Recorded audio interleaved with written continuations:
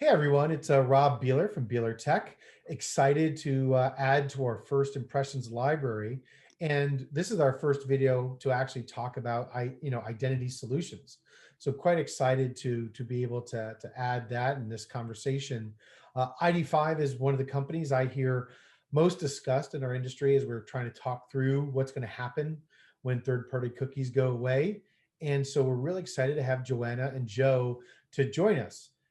The goal today, quite honestly, to throw it over to them is to understand their technology, understand the business model, what's kind of going on, things that publishers need to know. And so I'm kind of looking forward to this conversation, guys. So Joanna, Joe, welcome. And I'll let you kind of take it away. Walk us through what we as publishers need to know.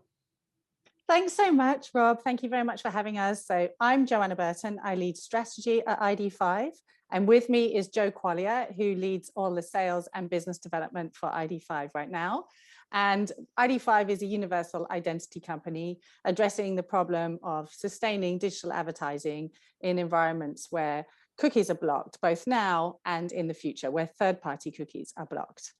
So first of all, just to set the scene a little bit for me, and what are we talking about with identity? Well, really, we're talking about the very foundation of digital advertising, what sets it apart from traditional advertising, the ability to individualize, the ability to have that right message, right place, right time to each individual that comes up on a website, but also being able to optimize campaigns, being able to frequency cap campaigns, being able to measure and attribute results effectively.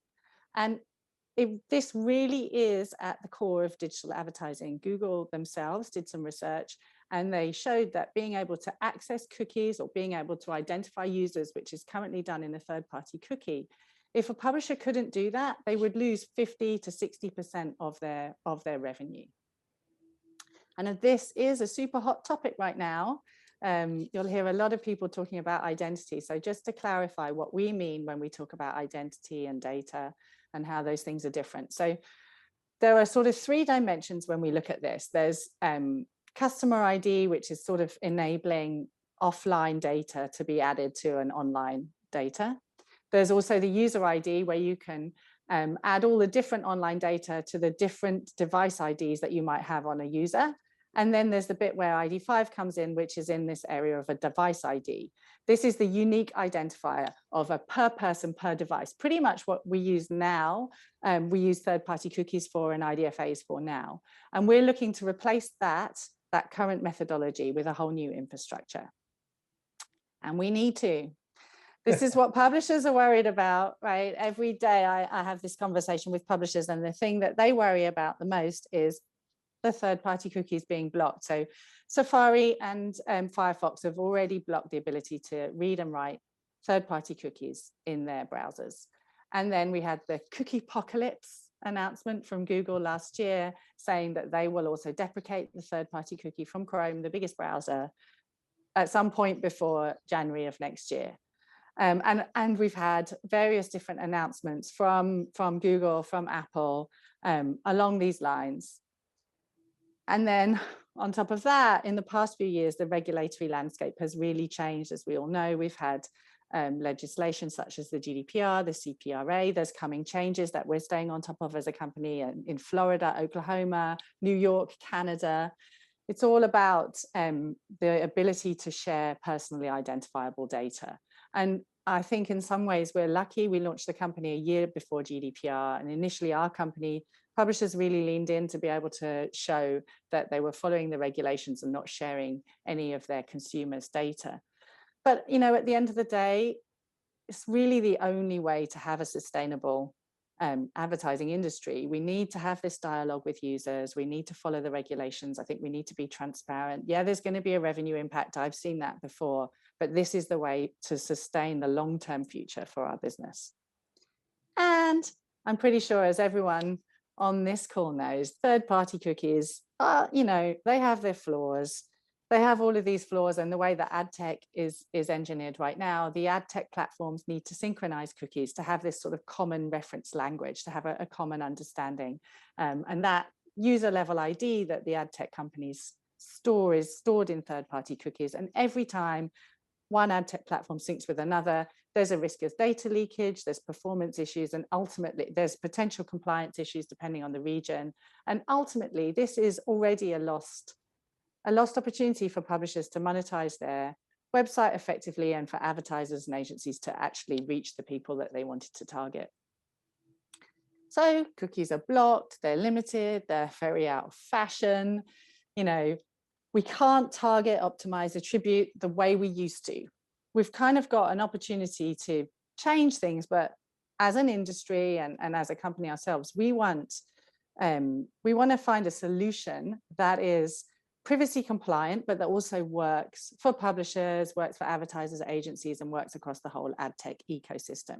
So we think there are two privacy compliant ways, or privacy focused ways of doing this. One is cohorts. Let's not go into that today. You know, there's you could read a whole lot about that, and other people can speak to that better, let's say. The other one is shared IDs. So let's look at that. So identifiers, shared IDs are identifiers that are shared by the publisher. They're sort of a more efficient and privacy compliant way to do similar tactics to the third-party cookies. They are pseudonymous device identifiers. There's no data, they're just pseudonymous, like giving every user a pseudonym. And they can be created in one of two ways. These are the common ways, either by having a consistent identifier, such as an email address hashed and then shared along the value chain, or we can use inferred identifiers, which are the soft signals in the HTTP request processed by algorithms to infer the uniqueness of that user in order to power advertising use cases. And both of these methods require the publisher to have a conversation with the users and the advertiser as well. But for the sake of this conversation, either if you're using something like an IP address, which is personally identifiable information, in Europe, you need to opt out. In some regions, you'll need to opt out or opt in. In Europe, you need to opt in, and in California, you need to opt out, but it varies by region. But also if you're collecting an email address, and you need to be clear that you're going to use that, how you're going to use that. So that's the options, that's the lay of the land. And now that's sort of the big picture. Now I'm going to hand over to Joe Quaglia, who's leading the conversations with the ad tech companies, and he can tell you a bit more about ID5 specifically. So Joe has just joined ID5. He previously was at Iris and at Integral Ad Science before that. So over to you, Joe. Thanks so much, Joanna. Thanks for having me, Rob and team. Yeah, so just digging in a bit more to ID5. ID5, Joanna kind of highlighted a little bit of this, but we are a company focused exclusively on rebuilding the identity infrastructure for addressable advertising in digital. And we're doing this with sort of three different pillars to our mission. One is privacy first, or privacy by design products and infrastructure for identity. The changes that we're seeing in the industry, from consumer interests to corporate policy, to government regulations, obviously, all have privacy in mind. And ID5 was born 3.5 years ago in 2017 as GDPR was being written, essentially with privacy in mind, knowing that we needed a better way to do identity as an industry. And so our solutions are all sort of designed with privacy at the foundation of what we do. A second key component to what we do in the identity space is that we work with publishers, and we specifically focus on how do we help publishers optimize their returns, particularly in programmatic advertising around the function of identity. Publishers have been able to sell their inventory with identity capabilities through third-party cookies and mobile ad identifiers through the history of digital and specifically programmatic. Privacy is changing. However, the need for identity in the market for publishers to offer this to the programmatic ecosystem and the buy side is critical to them to continue to grow sustainable revenue. And then the third pillar of what we're focusing on is how do we help advertisers continue to execute the functions that they use identity for and they have used identity for in digital advertising to date. Joanna mentioned these, but just to reiterate, because it's super important, targeting, obviously, this is one that everyone talks about, but also frequency capping optimization, as well as measurement and attribution. These are the functions that advertisers expect from their digital budgets, and for them to keep investing, we need to develop solutions that are privacy friendly to help them do so. I'm just going to interject there that I felt, first of all, I think you've done a really great job, both of you, in terms of, really kind of encapsulating the issue. And that what that last slide just really kind of told me, or kind of talks to, is this need for privacy, while at the same time we need to have identity, and we need identity to perform better. And just what a mix, and just a hard problem to solve, right? Yeah. Because again, you're solving for the big players in the space, you're solving for regulation, while trying to sit there and build on a model which, again, no one ever sat there and said, well, we've solved all our issues, we're all good. We've been still trying to work on this. So we're changing some fundamental things while in the process of actually trying to optimize all of this. And there are a lot of factors that fade. So I thought there's a really good way to encapsulate some of this. So thanks for that. Thanks for that. Great. Yep. Cool. So specifically on the product side, ID5 has developed a shared ID called the ID5 Universal ID. The shared ID is designed and enables sites to create and distribute identity out to the ecosystem for the reasons that I mentioned, why it's important before. Once it's distributed out to the ad tech ecosystem, the ad tech platforms like the SSPs, DSPs, DMPs can connect with ID5. They can decrypt the ID and make use of it. And this allows them to execute the functions of identity just in the same way that they did third-party cookies, ad identifiers, et cetera. But just keep in mind these functions are built with privacy in mind. Mhm. The IDs that are distributed out via the publishers and the SSPs are all encrypted, and they're only decrypted if an ad tech platform has a relationship with ID5. Also, we're not identifying any users that have not consented to being tracked in the environments in which we're providing that identity. So really just trying to execute the same functions of an ad tech ecosystem, but in a much more privacy first, or privacy by design method. And yeah, really our job is to get the sell side and the buy side speaking the same language when it comes to identity. This requires us to partner with publishers in order to get our ID distributed out to the ad tech ecosystem. And also, publishers are critical to ID5 getting consent from users to provide that identity. Publishers, for the most part, are comfortable with the value exchange that exists between exchange of some data as well as free content on the internet. Publishers seem to be, or consumers generally seem to be okay with that value exchange, and partnering with publishers is key to getting that consent. From there, publishers work with SSPs, and ID5 also works with SSPs. SSPs are generally facilitators of the ID5 ID as well.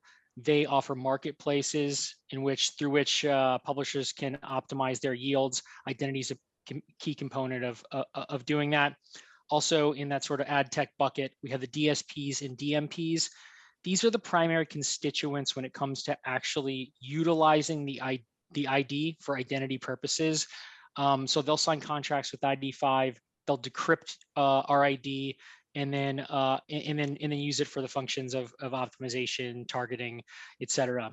The brands are typically not clients of ID5. They're endorsers of our solution. They're pushing the ad tech ecosystem to build and adopt more privacy-friendly identity solutions like the ID5 ID. But we don't contract with brands directly. We meet with brands from time to time, but really it's kind of an educational session when we do. They're most interested in how the ID5 ID works with the ad tech ecosystem. So how do we do it? How do we do identity? This is one of the key differentiators of ID5 compared to some of the other IDs you might have heard about. We use hard signals like declared identifiers like hashed email, hashed phone number, as well as soft signals that come through the HTTP header requests like page URL, user agent string, IP address. We use these signals to build into two different types of models that are very complementary of each other, both deterministic methodology as well as probabilistic. This allows us to basically identify certain consumers with 100% probability, as well as come up with a probability around a much greater number or volume of users, and really reconcile those users on as many different websites as possible. Again, only providing that identity on users who have consented to allowing us to do so. So question for you, Joe. And again, you may be getting to this, but so as a publisher, all of my audience is going to have an ID5 universal ID. It's just a matter of them. Some of them have been, because of some kind of declared thing like an email address, I have that level, but I'm also inferring some things on others if I don't have that information. So I can kind of work across all of that. Is the ID5 ID for that user specific to my website, or is it part of an ID5 universe where you're seeing, how does that work? No, our main job when it comes to identifying users is doing what we call user or identity reconciliation. So yeah, if a publisher signs a contract with us, we're going to provide an ID for every single user who has consented to us providing an ID. We might, and then that user might consent on this website, and they might consent again on the website over here. The first time that happens, we might not know that it's the same user, but as we see that user bounce around from site to site, and we see their pattern of behavior, if they've consented in those environments, we're able to then do quote unquote reconciliation of that user and say, all right, this user who consented to being tracked is the same user over here as consented to being tracked. Got it. And I think that's a differentiator. People need to understand that difference, because I think there's other solutions that are specific to you as a publisher, right? And that means the amount of information that might be tied to ID is just in your world. And there may be reasons for doing it that way, but this way, again, it feels like, and I'm just doing this off kind of first impressions here, right? Like, since you'll be working with the DMPs, you'll be working with the DSPs, SSPs, those IDs kind of come together where that stuff's interacting and being transacted on. So that's right. Kind of adds up onto that pool. Okay, I understand. Yeah. And this pyramid, sort of a visualization on why we think this methodology is the right way to do it and is going to be critical to doing identity going forward. So absolutely declared identifiers like hashed email addresses, logins to sites. This is going to play a role in identity, probably for the entire future we have ahead of us in digital advertising. However, there's limitations to this. Maybe 10, 15, 20% of internet traffic is going to see declared identifiers. If you're looking up a recipe or you're looking up a simple article online, the odds of you logging in to that site and providing your email address and a password to do so, we're not doing that 100% of our web traffic. So that's why we think probabilistically reconciling those users is also important, because it gives us access to much greater scale of user identification by using this probabilistic method and the soft signals as well. Beyond that, of course, you've heard about cohort solutions like what Google's proposing, as well as contextual targeting. I mean, essentially, these are proxy identity targeting solutions, and we think they'll play a role, but they're not going to be as effective as actual user identity solutions like what ID5 offers, because they're proxy solutions. They're not down to the user. So really just kind of hammering three different big differentiators for ID5. Neutrality is key. We don't buy or sell any data. We don't buy or sell any media. We don't have any conflicts of interest throughout the supply chain, whether we're talking about publishers or we're talking about, the buy side or data companies who might offer an ID. Neutrality is key to us becoming a universal solution for the ecosystem. Secondly, our methodology, which is what I just touched on, using a combination of deterministic or hard signals, as well as a probabilistic model, gives us the ability to develop our solution in both an accurate way of doing identity, as well as a scalable way. And scale is absolutely critical if we're trying to replace the third-party cookie and mobile ad identifier. And then again, back to this concept of universality. We want the entire landscape to be able to speak the same language. That's critical to making this whole thing work. And then also doing it on a global basis. That neutrality thing is, I think, an important piece. And I'm sorry, I keep hitting you right at the It's end all of right. the slides. Okay, but I think, but like you have some really great points. Thanks. The neutrality piece is something I want publishers to think about, in part because, again, there's going to be a lot of people coming out with ID solutions, especially people like agencies that have invested a lot of money into their data, and they're, think of it this way: you're trying to create a universal ID, but some people are going to come at it with their best interests, not necessarily your best interest, right? And I think the one thing where I've again heard ID5 referenced in terms of why it has longevity and it has a real opportunity to become one of the universal IDs. I'm sorry, not the universal. We know that there's going to be multiple, right? Is the fact that the ability to use it throughout the system doesn't come with baggage as to why you use this particular solution. And while that at first sounds like, well, wait, how does that work?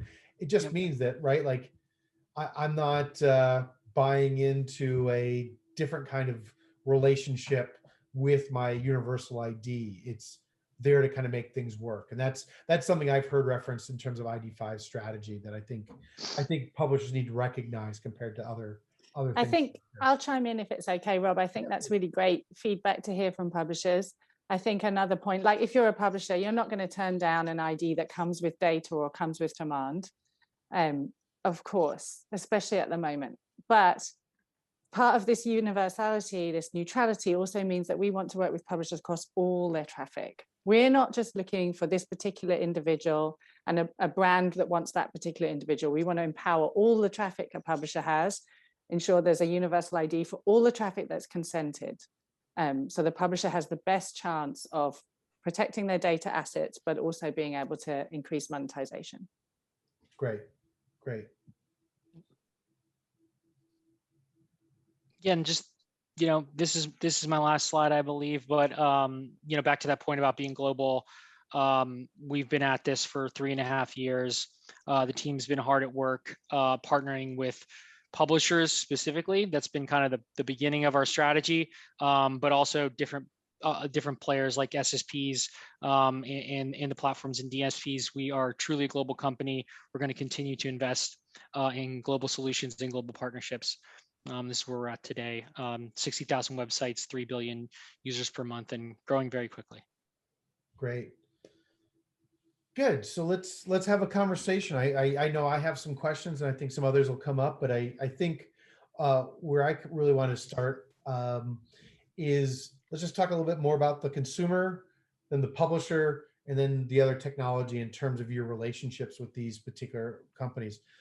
In terms of how people are getting consent, that's typically done and thought of around third-party cookies.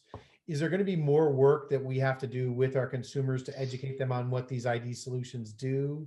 And is that something that, again, you advise people on to how they should address those issues? Yeah, there's a topic that comes up a lot on webinars. So we're often invited to speak on webinars. And yeah, I think this understanding of the value exchange, you get free content in return for allowing us to use your IP address, which is personally identifiable, or your email address or something like that, for us to track. Sounds like a scary word, but yeah, I think more and more publishers are adding kind of more information to make this appeal to their consumers, incentivizing their consumers to log in, maybe looking at their strategy for encouraging logins. I kind of feel like the conversation, though, often falls into logged in and not logged in, and like, is there a difference in value, and shall we get more people to log in? And the answer is, it's very much publisher by publisher, depending on the KPIs. So if you have traffic that you don't want to put up a barrier and have them jump off, then you've got a different business model than if you're hoping that they come back once a week to read a long article. So it all depends. But fundamentally, I think that we do need that conversation at a wider level. We need the industry bodies to help with that. when we contract, so Joe mentioned that we contract with publishers. When we contract with publishers, the contract is all about privacy and consent and the right to advertise, and can the publisher assure us they have the right to advertise? And the best way to do that is just to integrate the IAB's transparency and consent framework. It's like an out-of-the-box solution that works. Right. Now, as a publisher, I'm assuming, so yeah, and to your point, right? So there's in the agreement and setting things up that we have to obviously align in terms of our privacy strategies to work with an ID5 and get all of that kind of on paper. In terms of like for a publisher, cost to implementation, what does that look like? Yeah. So I speak with a lot of publishers, and I'm pleased to say the cost and implementation is easy on the supply side. And then when it goes over to Joe, it's a harder conversation. So the business. We'll get to Joe. We'll get to Joe. We'll get to Joe. We'll talk about that. I want to hear about, yeah. So go ahead. Yeah. So for publishers, we make the technology free. We do have a contract, as I said, that's all about GDPR. And also in that contract, it's fully flexible. A publisher might say, I never want XYZ DMP or DSP to have access to the ID, even though there's nothing in the ID. Just to reiterate, there's no age and gender or demographics or anything. It's just a pseudonym, but they may never want that ID to be decryptable by a particular ad tech platform. So that can be built into the contract as well. But the technology is free for publishers to deploy across all of their site, all the consented traffic. It's also free for an SSP to pick up that ID and pass it on to their DSP and DMP partners. So part of ad tech gets it free, and the publishers get the technology for free. But then just in reverse, like this is not the way we as publishers are used to this model. You understand, it's always free for the buy side, and we're the ones with the cost. But the thing, our business. Thank you. Our business model, publishers are feeling the pain. Advertisers and agencies will always be able to buy in like a very rich, data-rich environment where consumers have opted in to share where they are, who they're friends with, what they ate for lunch.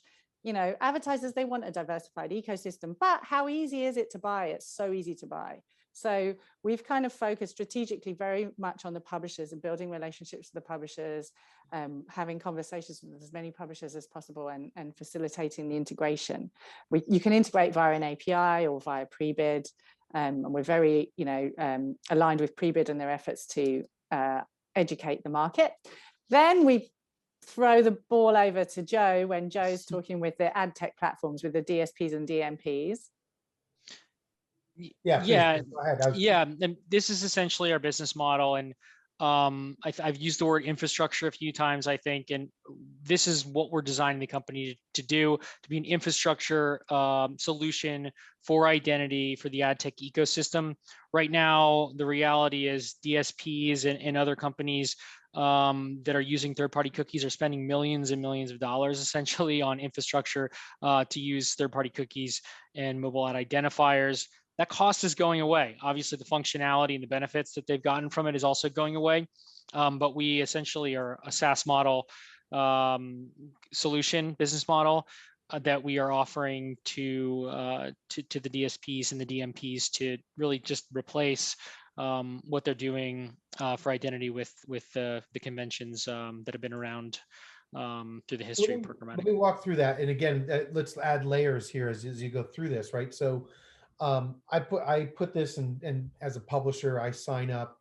I've got ID5 now, and you answer one of my questions preemptively, which is, again, can I, what controls do I have? Can I block it from being passed? So, full control, Rob, full control. Great, which I think, is something that I want all publishers thinking about with all of these solutions, is how much you're giving away. So there's allowing you to kind of have that kind of control. And we might circle back more on that, but then I work with my SSPs. I say, hey, I'm going to add this, pass this along to you for them as my, if you will, agent in this whole, the whole ecosystem. They're then going, I can now pass that on. They are able to pass that on. And they're just passing on that code, right? So they're not really doing much along those lines. Mm-hmm. Then it gets to the DSP, and that's the interesting part, right? Where they're going to say, I want to see what your IDs, what IDs they are, decrypt those, and then their paying you again as a service to understand what information is tied to those IDs. Did I Yeah, get that well, right? Ish. You yeah, know, sometimes ish, all those. ish. Yeah, it's even a little bit simpler than that. We're not attaching any data to the ID or Right. anything. We're Okay. all we're doing is saying this unique individual or this unique device is the same on this website as this website. The uniqueness of each of those and just getting Gotcha. that right is the key functionality that we're replacing in the third-party cookie. So in order to pair data to it, a DMP could say, all right, this unique ID fits into this category of users. Got it. Got it. But yeah, Yep. Yep. No, and I think that that's something what's interesting, and we are not going to talk about cohorts, right? But and explain that technology. I've got to just, I'm at my level here, but there's a piece of it that everyone should understand, that the way like Flock and some of these things will work is going to be passing, again, like Google's going to be passing it on ID, and it's going to be the DMPs and these other technologies that are going to turn those IDs and try to figure out what they mean or where they've seen them before or whatever. So to your point, it is, again, ID5 is just passing on that ID. They assign value to it, look for that ID with their data. You haven't mhm, transmitted any data other than that ID, then they're making purchasing decisions. that's right. Yep. I'm starting to feel like I understand an aspect of this. Is really, really interesting. So, But there's also, Rob, where it's free and light and easy to implement for publishers, there's a lot more dev work for a DSP and DMP. So I'm fine with that. yeah. Well, but that goes to Joanne. You've again, and a lot of publishers and worked with them. So again, you've now got the publisher side to a large extent. I'm sure we've got some more publishers to consider this particular option and where this fits in their roadmap, right? But Joe, your focus right now is working with the SSPs, DMPs, and DSPs on that infrastructure. Joanne, I'm sorry I cut you off. Yep. And so, is there anything we as publishers should know about those conversations if we see this as a valuable direction to go? Is there anything that we should we be articulating this to the buy side, like, hey, if you want to, we can start to work this way? Yeah, absolutely. I mean, the buy side or the DSPs, I mean, they're starting to lean into this. They know that they need to like figure out their identity strategy for when the wheels come off, or Chrome finally does away with the cookie. They know they need to figure this out. So there are just tons of conversations going on right now, and I go so far to say there is a market for ID5 IDs, and whether you're a publisher or a representative of a publisher like an SSP, you want to make sure that you are providing that market for those parties who are leaning into this sort of new generation of identity products like ID5. What's critical to date is sort of the adoption we've seen, all the publishers that have enabled us, as well as the volume of users we're able to identify. Before we even have a contract with a DSP or DMP, they're able to look in bid requests and say, what volumes of publishers and what volumes of IDs are we seeing in bid requests? And that's often a key component of the decision they make, whether or not to test with us or sign a contract with us. But yeah, those are some of the conversations that we're having on the buy side. Yeah, and I think it helps that we're not competing with any DMPs or DSPs. Back to Joe's mention earlier about neutrality, that has helped us scale so much. Right, because you're not coming with that interest. And it seems to me, again, this solution works with Safari and Firefox. So one of the things that I've been hearing a lot of people talk about has been this trying to get ID solutions up and trying to see whether they work right away. And I've been trying to tell people, like, well, you got to be careful with that, because again, until agencies can get, like, they can't buy third-party cookies, they're going to buy third-party cookies. It's just they're just too addicted to it, whether it's good or not, right? Yep. But Safari, Firefox, like, there are areas right now that not as much signal is going on, right? That tell me if I'm wrong with this, but like, if I as a publisher start to use this solution, we can start to add, or people can start to transact and understand what audiences they can reach in areas where there's no information really being passed through. Is that Yeah. correct? It is, and I'll add to that. So I think a lot of the activity that's transacted off the ID5 ID right now is exactly as you said, Rob. I wish that I could have had a third-party cookie, and I'll take the ID5 if there's no third-party cookie present. So that's nice for publishers. There's an uplift. For the DSP, they're getting this traffic, this high-value traffic at a point when there's less bid density right now. So it's a bit of a bargain. I'm hoping that's a short-term thing for the publishers. But it's a really good opportunity for a brand or an agency to increase the reach. And then what we need to do next, we have some DSPs integrated, but full transparency, we don't have a ton. This is why we have Joe on board with us now. We need to add more DSPs to increase that bid density. And we need to encourage more specific tests. So you said, are they testing? And we all automatically assume they're looking at how much increased revenue. And we, in pre-bid, you can analyze how much revenue. We really want publishers to do A/B tests to look at the revenue, but there's more to it than just a bump in revenue, because there's also all of the consumer protection that we talked about before and the data protection as well. But there may be other KPIs that is worth testing. But we really want more agencies and advertisers. After a couple of years of focusing very much on the publisher side, I'm now talking more and more with agencies and advertisers who are not going to be our paying clients, as Joe said, but who will be able to influence the DSPs and the ad tech platforms at all the infrastructure conversations that they're having.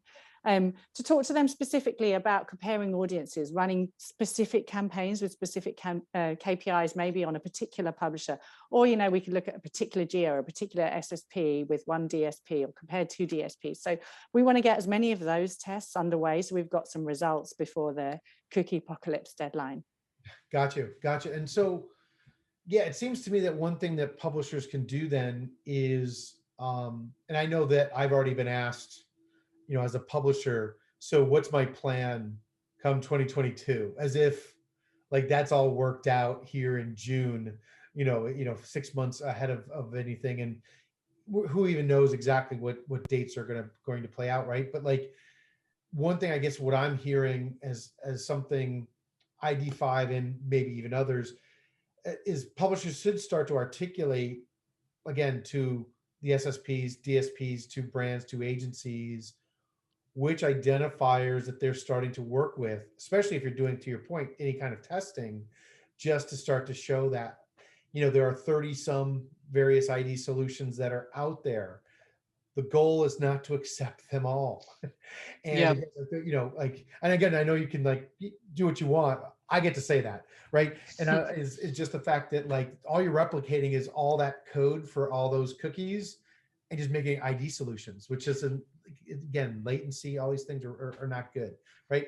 But the idea that starting to kind of almost put in a vote as to which solutions you as a publisher want to, because ultimately it is you that gets the consent to pass on the signal to the rest of it. So you get to actually say something versus a public, an agent, advertiser, agency telling you we only do it this way. And so I think that there's an opportunity here to start to kind of move that conversation in a good direction. And if you're playing neutral, that ultimately actually kind of works. I kind of can see where that goes. Yeah, absolutely. And so publishers get to vote with their choice. Advertisers and agencies will still have other places to buy. And, our approach, another reason we've not really spoken with advertisers and agencies, we're never going to contract with them.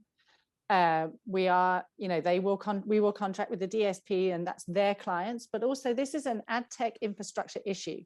So really an advertiser and an agency really shouldn't have to care about the ad tech ecosystem, how its infrastructures. It's the commodity.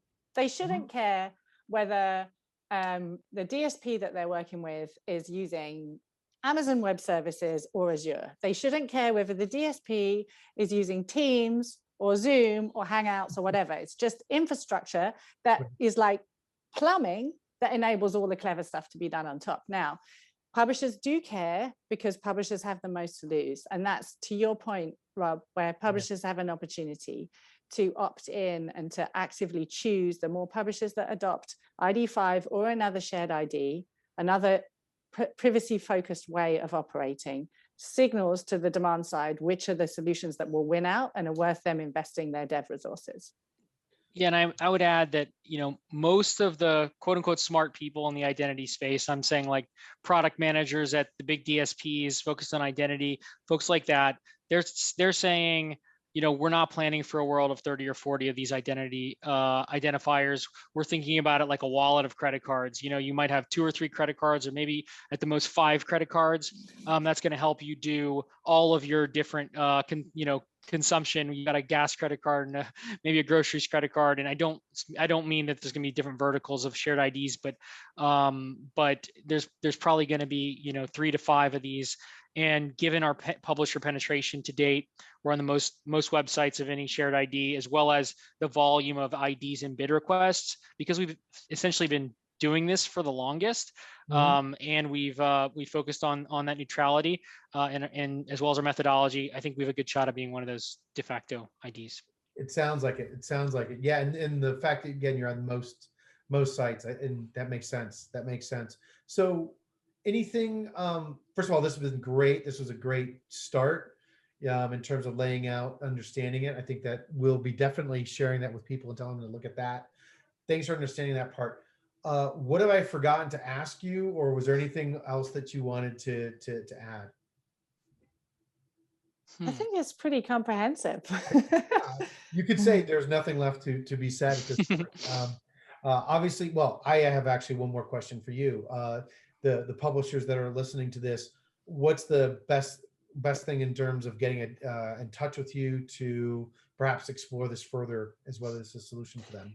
I want to talk to all publishers. So drop me a line, send me an email, LinkedIn or whatever. You contact at id5.io works. And I'd be delighted to have a conversation about this. But there's, you can integrate with us via pre-bid, as we talked about, via some preferred tech partners like PubMatic, Identity Hub, we're inside that, and via our API as well if you're not working by pre-bid. We want to make that bit easy. So, I think that, and if you're not ready to chat, just have a think right now about how much of your traffic now is Safari and Firefox. Have a think right now about how much first-party data you already have access to. I don't just mean logged in users, but like all the other rich information you have about how your users behave on your site.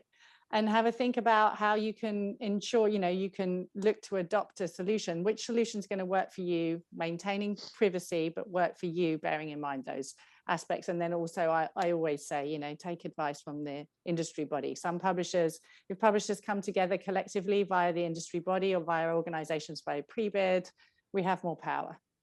Yeah, great point. Great point. Good.